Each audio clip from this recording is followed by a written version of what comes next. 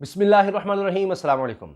खबर यह है कि पाकिस्तान और टिथियान कंपनी के दरमियान मुआहिदा हो गया है, इत्तिफाक हो गया है कि दोनों के दरमियान अब 50-50% शेयर्स तकसीम होंगे। यानी अब दोनों का 50-50% हिस्सा होगा रेकोडिक से जो तांबा और सोना निकलेगा उसके हवाले से। ये बहुत बड़ी खबर है, इसलिए कि कई सालों से यह मामला इसी तरह से लटक रहा था। $10 अरब तक का पाकिस्तान पर जुर्माना हो चुका था, $10 अरब का। और ये कितनी बड़ी खबर है इसका अंदाजा आप इस बात से लगाइए कि ये दुनिया के बड़े तरीन जखायर में से एक है। ये रेकोडिक में सोने और तांबे के जो जखायर है, और सिर्फ ये सोने और तांबे के नहीं, और भी बहुत सी मादनियात हैं, लेकिन कहा यह जाता है एक अंदाजे के मुताबिक कि दुनिया का 5वां हिस्सा है। यानी दुनिया में जितने तांबे और सोने के जखायर हैं उसका 5वां हिस्सा यहां पर है रेकोडिक में। इसी से आप अंदाजा लगाइए कि कितनी बड़ी खबर है। और अल्लाह करे कि अब इस पर काम तेजी से आगे बढ़े, इसलिए कि यहां पर जितने जखायर मौजूद हैं उससे ना सिर्फ ये कि पाकिस्तान का कर्ज उतर सकता है, पाकिस्तान की मईशत बेहतर हो सकती है। यानी ये पाकिस्तान एक तरक्की पजीर मुल्क से तरक्की याफ्ता मुल्क की तरफ जा सकता है सिर्फ इसी एक मंसूबे से। और आप अंदाजा लगाएं कि यहां पर जो स्टडीज हुई हैं, जो सर्वेज हुए हैं, उनमें यह कहा जाता है, अच्छा कंपनी ने पहले कंपनी यही कंपनी से झगड़ा जिस तरह हुआ उस पर हम आते हैं कि 25% हिस्सा पहले पाकिस्तान को मिल रहा था, लेकिन अब हुआ यह है कि 50-50% हिस्से पर, यानी आधे आधे पर इत्तेफाक हो गया है। कंपनी की तरफ से कहा गया था कि $100 अरब के जखायर हैं, ये तकरीबन सोने और तांबे के $100 अरब के, अंदाजा लगाएं, $100 बिलियन। इसके साथ दूसरी चीज ये है कि ये तो कंपनी जो इस पर काम कर रही थी, काम कर रही है, उसके अंदाजे हैं, लेकिन इंडिपेंडेंट जराये से ये बात कही जाती है कि इसमें $1000 अरब तक के जखायर हो सकते हैं मादनियात के। आप अंदाजा लगाइए।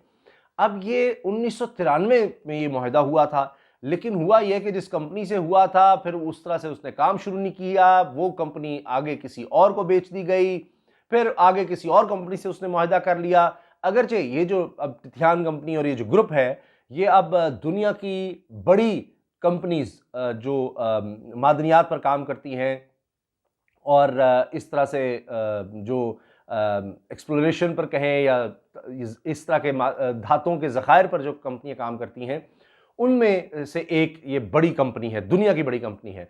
मगर फिर भी हुआ ये कि डिले होता रहा काम, और फिर आखिर में जाकर समझे 2011 में तकरीबन उस वक्त बलूचिस्तान हुकूमत ने मुआहिदा ख़त्म कर दिया।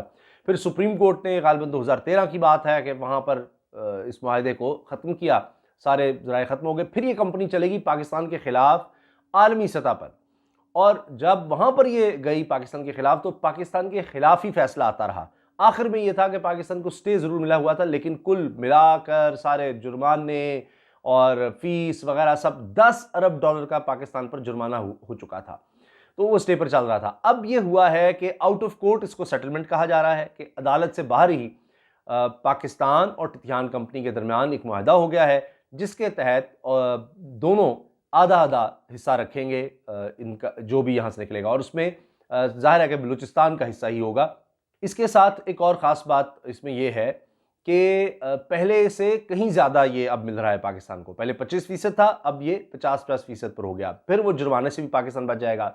अब फरवरी में ये बाकायदा मुआहिदा कर लिया जाएगा और फिर उम्मीद यह है कि इस पर काम शुरू किया जाएगा। कंपनी कहती है कि हमने पहले ही इस पर अरबों रुपया खर्च कर दिया हुआ है, अरबों रुपया, और ये 3.3 अरब का ये कुल समझें कि मुआहिदा है या इसमें इन्वेस्टमेंट है 3.3 अरब की। ये इतनी बड़ी इन्वेस्टमेंट है, ये ऐसे ही नहीं है, क्योंकि फिर आप देखिए ना, कंपनी खुद कह रही है जी $100 के तो यहाँ पर ज़खायर है, लेकिन वहाँ पर लोग जो सर्वे कर चुके हैं, मैं आपको पूरी डिटेल बताता हूँ। वो कहते हैं कि यहाँ तक बात हो रही है कि अच्छा सोने और तांबे के तो चले आपने मुआहिदा कर भी लेते हैं कि उसमें 50% हिस्सा होगा, लेकिन इसके अलावा जो मादनियात निकलेंगी उसका क्या है। अब पाकिस्तान को अल्लाह ताला ने इतना नवाजा है कि पूरी दुनिया में जितने ज़खायर हैं सोने और तांबे के, उनका 5वां हिस्सा, यानी 5 में से 1 जो है सिर्फ पाकिस्तान में इस जगह पर मिल रहा है रेकोडिक में। कितनी बड़ी बात है। और ये तो एक अंदाजे के मुताबिक है, लेकिन दुनिया के बड़े तरीन जितने भी ज़खायर हैं उनमें से एक ये ज़रूर कहा जाता है, और इसीलिए इतनी बड़ी खबर है कि आखिरकार अब एक मुआहिदा हो गया है, और अल्लाह करेगा अब इस पर काम शुरू हो, ताकि इससे पाकिस्तान की मईशत को एक बहुत बड़ा सहारा मिले। पाकिस्तान इससे बहुत ज़्यादा ज़र मुबादला कमा सकता है, कितनी पाकिस्तान को एक्सपोर्ट मिल सकती है इससे। अब चूंकि वैसे भी 50-50% पर हो गया है, ये तो और बहुत बड़ी बात है। तो इस पर इमरान खान साहब पहले कह चुके हैं जी, इस पर जो खर्चा वगैरह आएगा हुकूमत बर्दाश्त करेगी। अब जिस तरह भी इसमें आगे बढ़ना है, फैसिलिटीज़ देनी है, उस पर काम होगा, क्योंकि फरवरी में अब बाकायदा जब ये मुआहदा हो जाएगा तो फिर ये चीज़ें आगे बढ़ सकेंगी। अब रेकोडेक मनसूबा है क्या, इस पर जो माहिरीन की राय है, जो चीज़ें इस पर बताई गई हैं ऑथेंटिक, वो मैं आपके सामने रख रहा हूँ। एक तो ये कि रेकोडेक जो है ये ईरान और अफगानिस्तान की सरहद के करीब बलूचिस्तान के ज़िला चागी के इलाके नौकंडी में ये सारा इलाका है।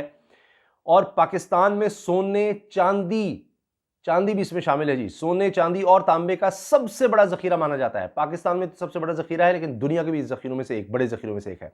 और इसका शुमार दुनिया के चंद बड़े कीमती जेर जमीन जखायर में होता है। एक रिपोर्ट के मुताबिक रेकोडेक में 1 करोड़ 30 लाख टन 1 करोड़ 30 लाख टन तांबे के जखायर और 2 करोड़ 30 लाख औंस सोना मौजूद है। टिथियान कॉपर कंपनी की एक रिपोर्ट के मुताबिक, अब जो कंपनी की अपनी रिपोर्ट है उसका मैं आपको हवाला दे रहा हूं कि रेकोडेक का इक्तिसादी तौर पर काबिल कानकुन हिस्सा 2.2 अरब टन, जबकि एक दूसरी रिपोर्ट के मुताबिक 4 अरब टन से ज्यादा है, जिसमें औसतन तांबा 0.53% है, जबकि सोने की मिकदार 0.3 ग्राम फी टन है।